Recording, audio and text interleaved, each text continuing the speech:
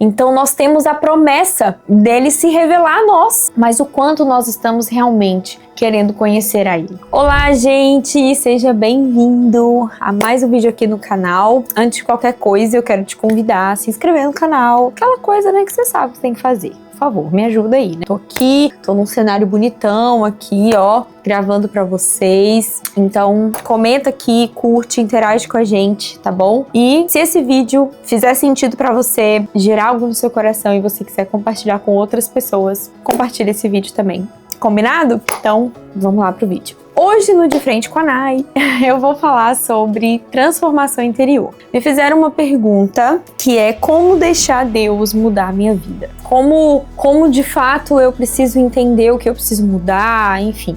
Como viver esse processo de transformação, né? E aí eu quero começar lendo uns versículos, um texto muito conhecido que está em Salmo 119, que diz assim: como pode o jovem manter puro o seu caminho, vivendo de acordo com a tua palavra? Eu te busco de todo o coração. Não permitas que eu me desvie dos teus mandamentos. Guardei no coração a tua palavra para não pecar contra ti. Bendito sejas, Senhor. Ensina-me os teus estatutos. Com os lábios repito todas as ordenanças que promulgaste. Alegro-me em seguir os teus testemunhos, como o que se regozija com grandes riquezas. Meditarei nos teus preceitos e darei atenção às tuas veredas. Tenho prazer nos teus estatutos e não me esqueço da tua palavra. Bom, a primeira coisa em cima desse texto aqui tem várias chaves nesse processo. Eu teria, assim,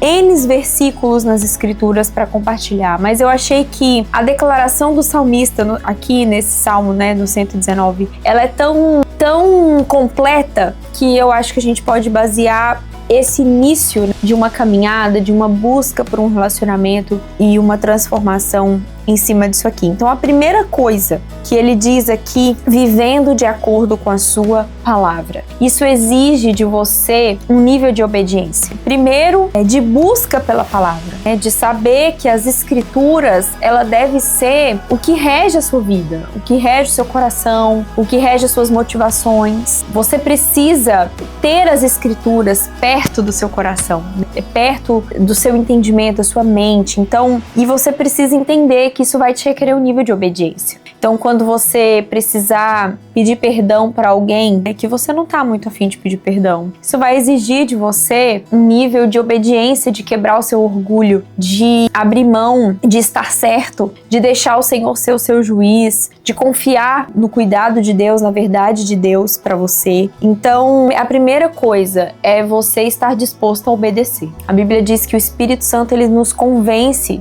do pecado, da justiça e do juízo. Então, você ter consciência de que algo na sua vida não condiz com as escrituras, não condiz com o coração de Deus, e você decidir mudar isso, exige um nível de obediência, exige um nível de decisão. Então, você precisa estar disposto a obedecer. A segunda coisa aqui diz: eu te busco de todo o coração. Buscar por um relacionamento com Deus, buscar por um nível de intimidade com Deus, exige uma ação prática. Exige um pagar de preço. Exige de nós uma decisão, uma prática real nisso. Então, o buscar de todo o coração tem um versículo que é o meu favorito. Eu não sei se eu já falei aqui sobre isso, mas em Salmos 25:14 diz que o Senhor dá a conhecer os seus segredos, a sua intimidade, àqueles que o temem, que buscam a sua aliança. Isso para mim, o dia que eu entendi isso,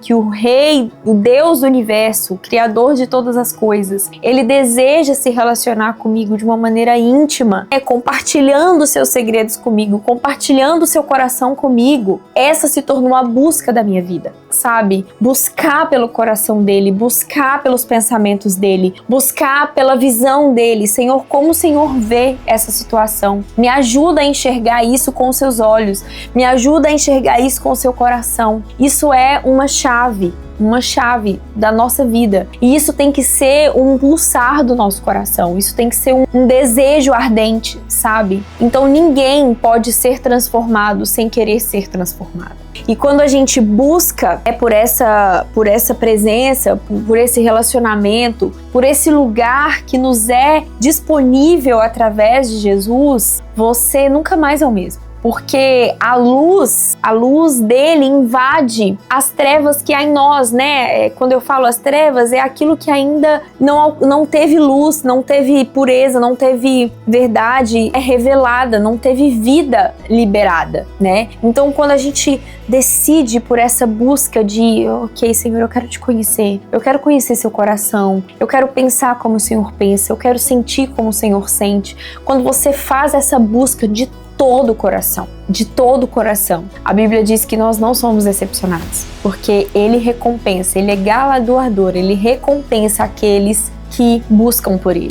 É o que diz em Hebreus. Então nós temos a promessa dele se revelar a nós, mas o quanto nós estamos realmente querendo conhecer a Ele. Então por isso que eu fui primeiro no primeiro passo da obediência, porque se eu não estiver disposto a obedecer, se Ele revelar algo no meu coração, na nossa intimidade, que eu não estiver disposto a sacrificar ou a dar, esse processo de transformação não vai acontecer. Porque não tem a ver com a gente, tem a ver com Ele. A terceira coisa é perseverar na decisão. Nós estamos em uma era onde a perseverança, ela tem que ser o nosso alvo. A Bíblia diz que quando o Senhor voltar à terra, será que Ele encontrará fé na terra? A perseverança da nossa decisão, a perseverança diante do dia mau, a perseverança diante das perseguições, a perseverança nessa busca, nesse processo, quando não é tão fácil, é o que vai determinar se a gente vai ser bem sucedido nesse processo. Então a gente precisa perseverar nessa decisão, até que realmente a gente veja que algo foi mudado em nós. E a gente tem que ter na nossa mente que o processo de transformação em Deus, ele consiste em amadurecer,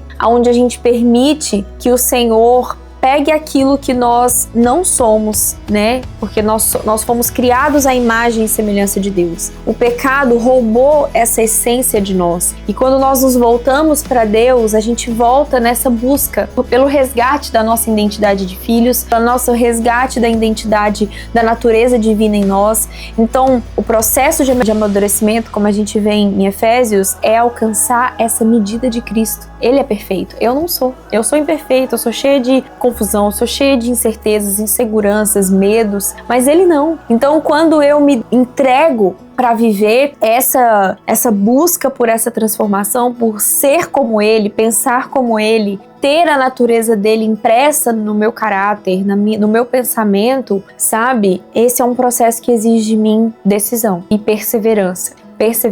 Então, eu já disse isso em um outro momento, mas amadurecer é urgente nessa geração. Então, a gente não pode perder mais tempo, sabe? Então, a gente precisa decidir querer ser alguém melhor, sabe, gente? Tem a ver com isso. Peraí, eu julgo as pessoas, eu não quero julgar mais. Então, o ponto é, o que você quer ser? Quem você quer se tornar?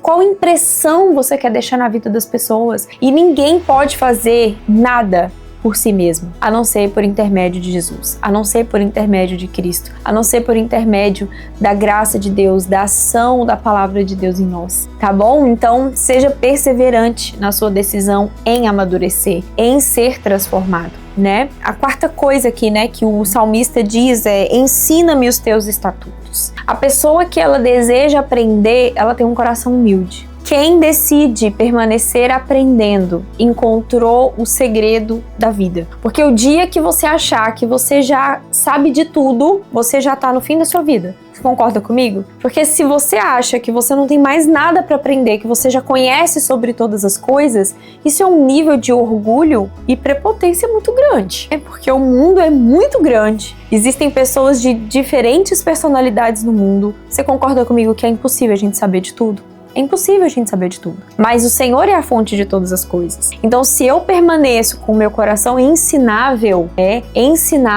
permitindo que outros que estão mais tempo numa caminhada que eu, outros que estão há mais tempo numa busca que eu, que tenha mais autoridade, que já viveram experiências que eu não vivi, eu permitir que essas pessoas possam me instruir, me aconselhar, me alertar, isso faz de mim ter um caminho bem sucedido. Então, aprender exige humildade. Exige humildade. Então, cultive a humildade no seu coração, sabe? Cultive a humildade, o desejo por aprender, o desejo de querer. E também uma outra coisa que acontece quando a gente deseja aprender, a gente está disposto a abrir mão daquilo que a gente já sabe. A gente está disposto a dizer assim, eu já ouvi alguma coisa, mas talvez existe um outro ponto de vista sobre esse assunto e eu quero saber como é. Isso também exige de nós uma desconstrução. Aquele que está disposto a aprender, ele precisa estar disposto a ser desconstruído. E num processo com Deus, ele sempre vai desconstruir conceitos,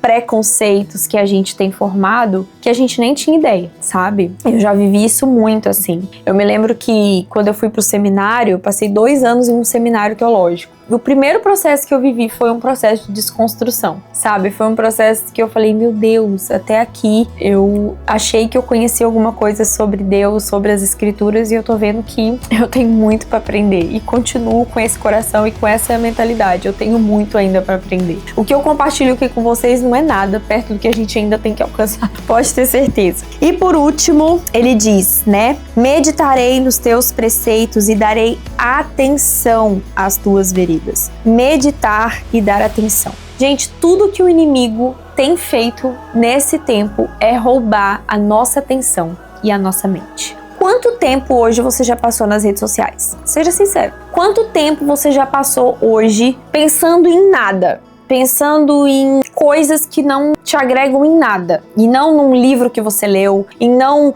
em algo nas escrituras que você meditou, sabe? Nós estamos em uma guerra de atenção, em uma guerra de percepção, de atenção mesmo, sabe? Então eu vejo que todas as coisas do entretenimento para roubar a nossa atenção, para nos distrair, para roubar o nosso foco, o inimigo tem conseguido, sabe? E recentemente eu vivi um processo onde eu tava muito cansada. Eu pegava livros para ler, eu pegava coisas para estudar e eu não conseguia romper, e eu tava sempre com a minha mente cansada, até que eu percebi que eu tava sendo roubada na minha mente. Tava sendo roubada no meu descanso. E aí eu tirei rede social, mesmo assim, eu fiquei com o YouTube, mas não ficava mexendo no YouTube, eu só assistia um vídeo ou outro pontual e que fosse me edificar, que fosse me acrescentar alguma coisa. E, gente, nesse tempo eu desintoxiquei. Eu fiz, na verdade, uma desintoxicação de dopamina. Essa é a verdade, esse foi o meu alvo, né? E, gente, foi maravilhoso pra mim. Foi de verdade, assim, eu li mais, eu coloquei leituras em dia, eu me senti mais produtiva, eu me senti com mais energia, e isso tudo por causa de uma decisão. Então isso me alertou tanto pro quanto nós somos roubados, sabe? Eu sei que existem milhares de pessoas falando sobre isso na internet, mas isso é uma verdade, sabe? Pessoas que tinham um pensamento rápido, pessoas que tinham uma concentração maravilhosa, elas não conseguem mais. Eu conheço uma pessoa que ela lia por mês, pelo menos 4 livros por mês. Hoje ele não lê nenhum. Por quê? Ele tem gastado mais tempo, ele está sendo roubado nisso, sabe? E era algo que ele tinha prazer. Hoje ele não consegue mais sentir prazer nas pequenas coisas. Esse também é um dos efeitos colaterais. A gente acaba não conseguindo perceber a beleza do simples, a beleza, sabe, do que tá à nossa volta, das nossas relações, de uma boa conversa à mesa, de um bom tempo com as pessoas. A gente já fica entediado. Talvez você já tá aqui nesse vídeo entediado. Olha só, porque você tá doido pra rolar o dedo aí e assistir outra coisa. Porque você tá com excesso de estímulos, sabe? Então, isso é um alerta na nossa geração. Medite no que é certo. Dê atenção para as coisas que têm valor, de fato, e que vai te levar em algum lugar. Só assim você vai poder viver um nível de transformação verdadeiro, contínuo, crescente e genuíno na sua vida, na sua casa, nos seus relacionamentos, na sua família, tá bom? É isso, espero que esse vídeo tenha te abençoado de alguma forma e até o próximo. Beijo, tchau!